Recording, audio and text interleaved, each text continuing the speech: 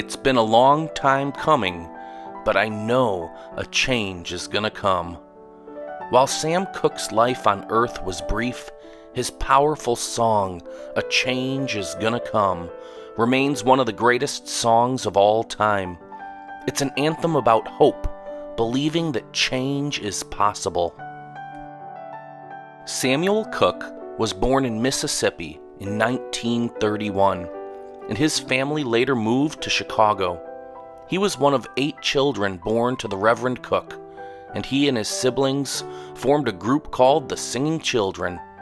By 14, Cooke joined another gospel group, the Highway QCs.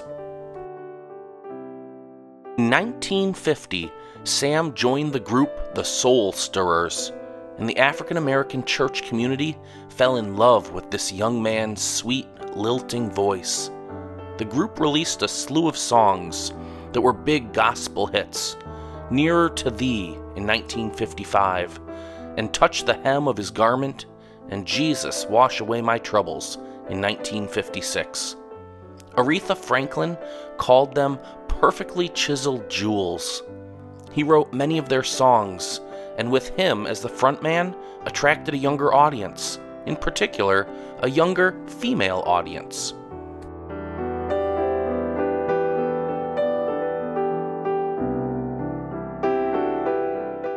By 1957, Cooke needed a change. He ventured into a solo career and pop music. This, however, was a risky move. Gospel turned secular was something that was deeply frowned upon among his gospel fan base. He released his first single, Lovable, under the alias of Dale Cooke, but no one was fooled. His voice was unmistakable.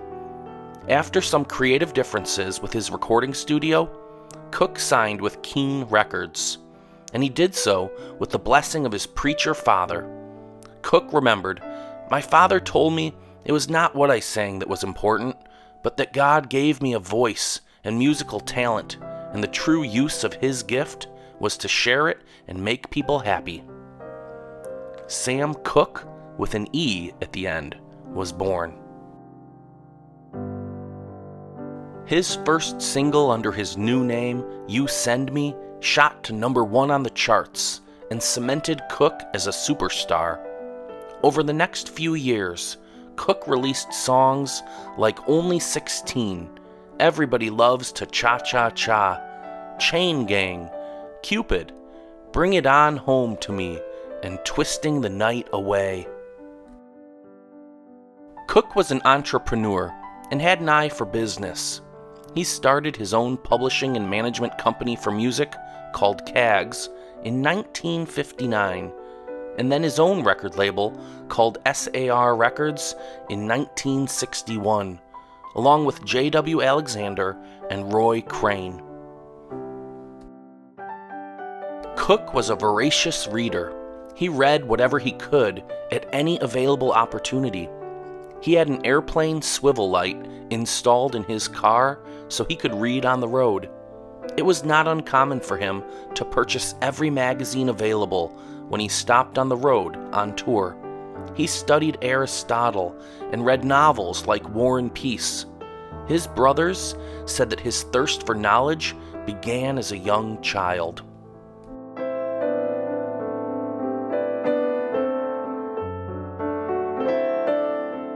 Perhaps it was this deep knowledge base that helped fuel his creative writing. His songs were sometimes social commentaries on the day. When he heard Bob Dylan's Blowin' in the Wind, Cooke was surprised that such a powerful, poignant song was written by a white man. Cooke began to sing the song on tour, reflecting on the times and his own experience of being denied hotel rooms for himself and his band in Shreveport, Louisiana, which led to his arrest for disorderly conduct.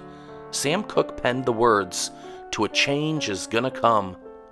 In an uncharacteristic move by Cooke, he was a bit of a control freak. He turned the lyrics over to composer Renee Hall, who worked his magic, and the result was a musical masterpiece, with 30 artists contributing. He recorded the song on January 30th, 1964. 8 days later, he performed the song on The Tonight Show with Johnny Carson. In what should have been a career milestone for Cooke, it got overshadowed by the Beatles' appearance on The Ed Sullivan Show 2 days later. Cooke was unsettled by the darker tone of the song and declined to perform it in public again. Unfortunately, a timekeeper at NBC incorrectly labeled the song as "It's a Long Time Coming," and the tape was not saved. It was the only performance Cooke gave of the song. In December of that year, Sam Cooke was shot and killed by a hotel manager in Los Angeles. He was 33 years old. His great hit, "A Change Is Gonna Come," was released as a single 2 weeks later and became an anthem for the civil rights movement.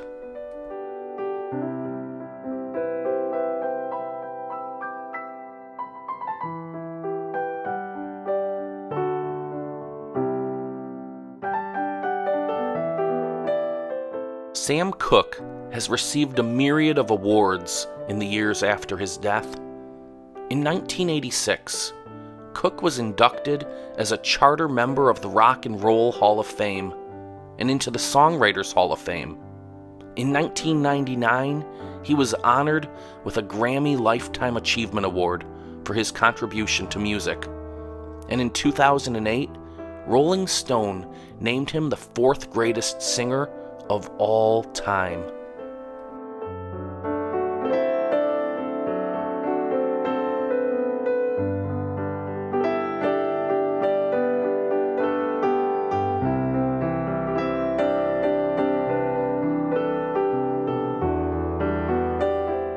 Sam Cooke was a change agent.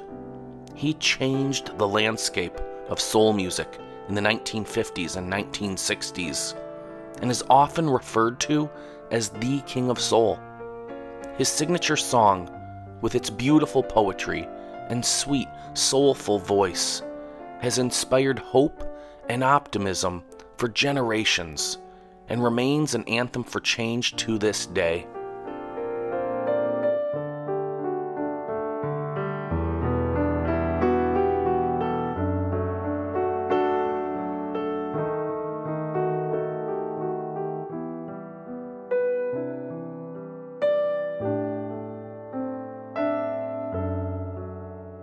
Thanks for watching Jukebox Jams. If you enjoyed this video, please hit the like button below and click to subscribe to our channel. Be sure to tap the notification bell so you'll be one of the first to know when we post our next video about musical legends.